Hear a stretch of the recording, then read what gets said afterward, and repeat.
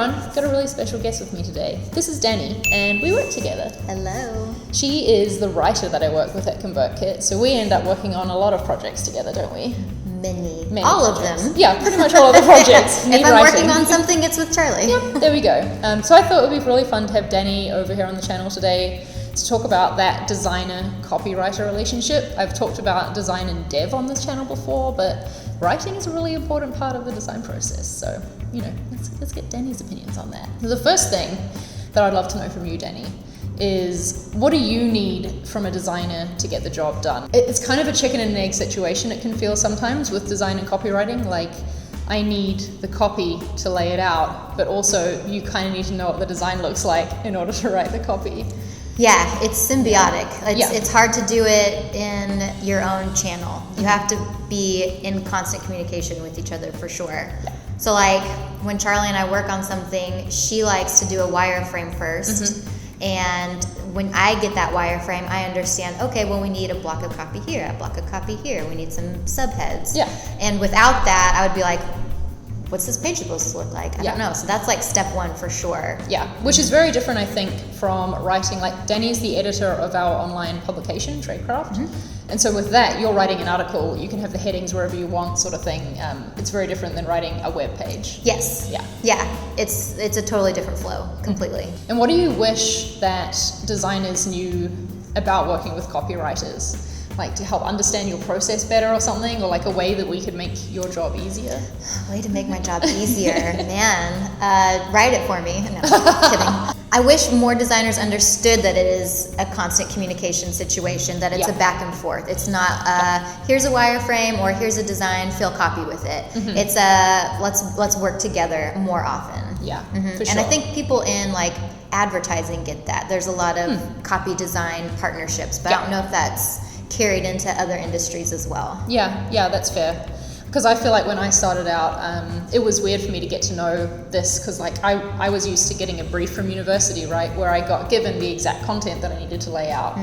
And so it was kind of like, wait, but I don't know what I'm supposed to design if I don't have the copy. And what I've learned is that it basically breaks down into two parts though. First there's content, and then there's copy. Yes. And the content is like the rough outline of what's going to be talked about where, sort of thing. So that's what I'll put in my wireframes. And Charlie's really good at that. Oh, thanks. Because sometimes I pull copy from what you put in there sometimes, because I think a good writer knows how to pull from what's already existing. So when Charlie puts in something like, we need to talk about XYZ, I'm like, yes, we do. And I like how she said that, so I'm going to like change it up a little bit, but it's like, great. Yeah, that's a way that I like to do placeholder copy that I feel is much more useful for you when it comes to looking at design, rather than seeing Laura Mipsum everywhere. Yeah, like, don't do that. Yeah, that doesn't help anyone, I don't think. I always write like funny little headings and like, blocks of copy, like something about this, but not too pretentious, something like that. And I'm sure that helps you as you're designing, thinking about it as well. Yeah, because it's important to know what's being said where, not just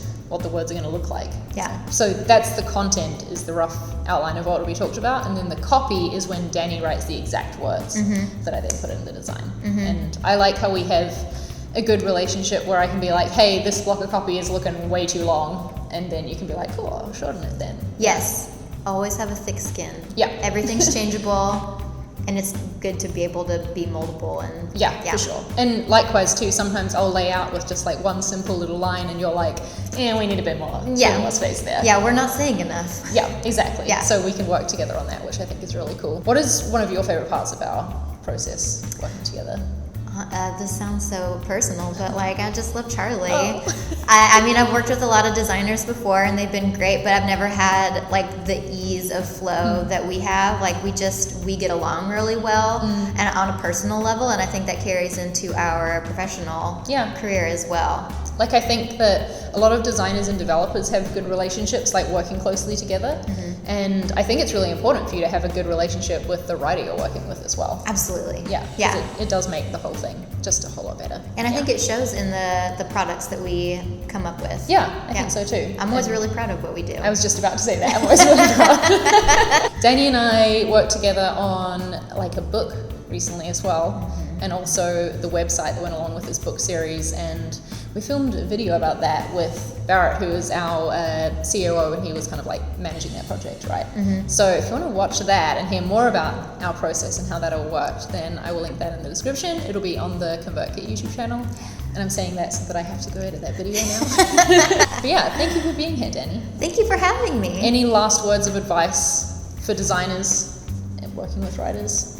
Just be open. Be open, be excited about hearing what the writer has to say as well. Because like everybody has an opinion of what they want this project to look like. And you need to bring all those opinions together. It can't just be yours. It can't just be theirs. So find someone that you work well with and that you like spending time with, because you're going to spend a lot of time with them, and then just talk everything out all the time. Yeah. And I think my biggest tip would be to not expect the writer to give you everything perfect like before you start designing. I think I've said that multiple times in this video, but it's really important to realize that you can't, use that as an excuse to not start. Dive in, put your own thoughts, placeholder, talk with them about the content, and then you'll refine as you go. Yeah. Cool. Well, thank you for being here, Dani. Thanks for having me.